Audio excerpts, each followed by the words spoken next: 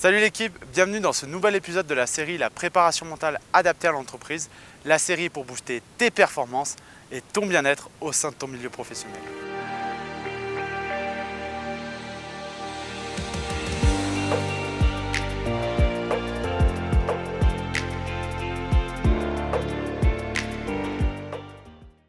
Aujourd'hui, nous allons voir comment se servir des erreurs.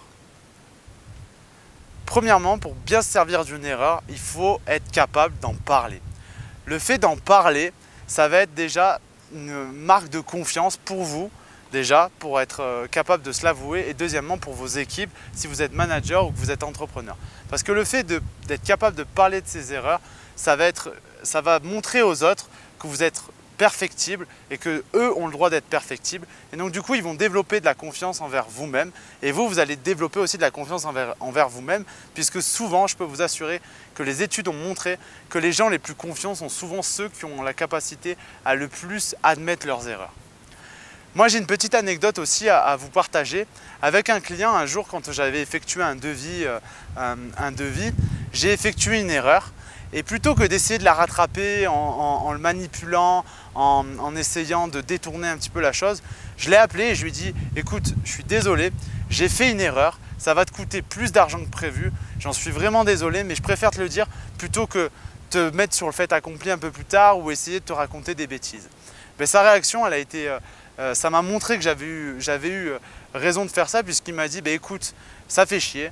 Mais je t'en tiens pas à vigueur parce qu'il y a peu de gens qui sont capables dans ce métier-là d'admettre leurs erreurs, encore plus quand on parle d'argent.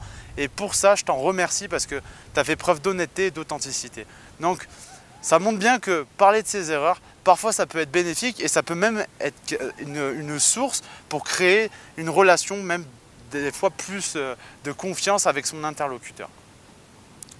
La deuxième chose à faire, la deuxième chose que ça va permettre, le fait d'en parler, ça va vous donner la possibilité de restructurer votre erreur. Parce que souvent, quand on fait une erreur et si on fait en sorte de la cacher ou de ne pas la montrer, ce qui va se passer, c'est que du coup, en la mettant de côté, on va essayer de l'oublier, de la zapper, comme on dit. Le fait d'en parler, ça va vous donner la possibilité de restructurer votre erreur pour vous donner la capacité en fait de voir qu'est-ce qui a merdé quand vous avez fait votre erreur. Par exemple, nous, on a développé un truc dans l'entreprise que je trouve excellent, c'est que chaque mois, dans la réunion mensuelle, avec l'équipe commerciale, par exemple, on raconte tous la plus grosse connerie qu'on ait faite dans le mois. En fait, le fait d'en parler, ça va déboucher sur deux choses. La première, c'est que la personne qui en parle, forcément, elle va réfléchir à pourquoi elle a fait cette bêtise et donc du coup, ça va lui permettre de restructurer son erreur pour ne pas la refaire. Et deuxièmement, ça permet de servir les autres pour que lui, quand il va restructurer, quand il va parler de son erreur, ça va permettre aux autres de ne pas la faire. Donc c'est coup double, ça fait que vous, en tant que personne, vous restructurez, ça vous permet de ne pas la faire et en plus, vous permettez à d'autres gens de ne pas faire l'erreur. Et ça, c'est quand même pas rien puisque ça va vous permettre forcément de booster les performances de vous-même et de vos équipes en optimisant en fait l'erreur qui a été faite. C'est un peu bizarre de dire ça, mais c'est vraiment vrai quand vous le mettez en pratique dans l'entreprise.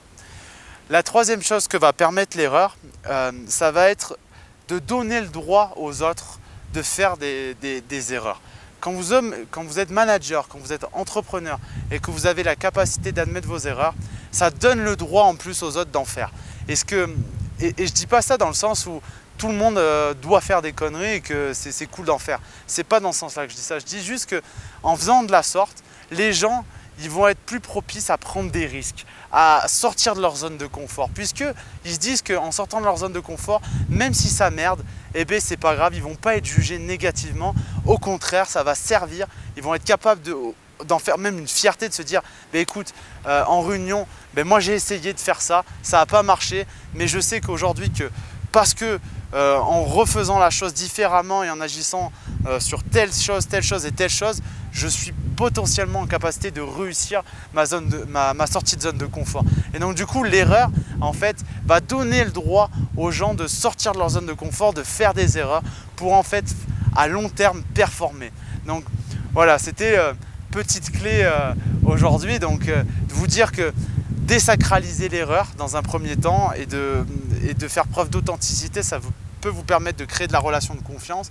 Deuxièmement, le fait d'en parler, ça vous met en confiance vous et vos équipes. Et la troisième chose, c'est que ça permet en fait aux équipes de sortir de leur zone de confort et d'aller tester des nouvelles choses, parce que l'erreur étant désacralisée, ce n'est plus un événement négatif, mais ça peut même presque devenir un jeu de qui sortira de sa zone de confort et qui se relèvera plus vite de ses erreurs.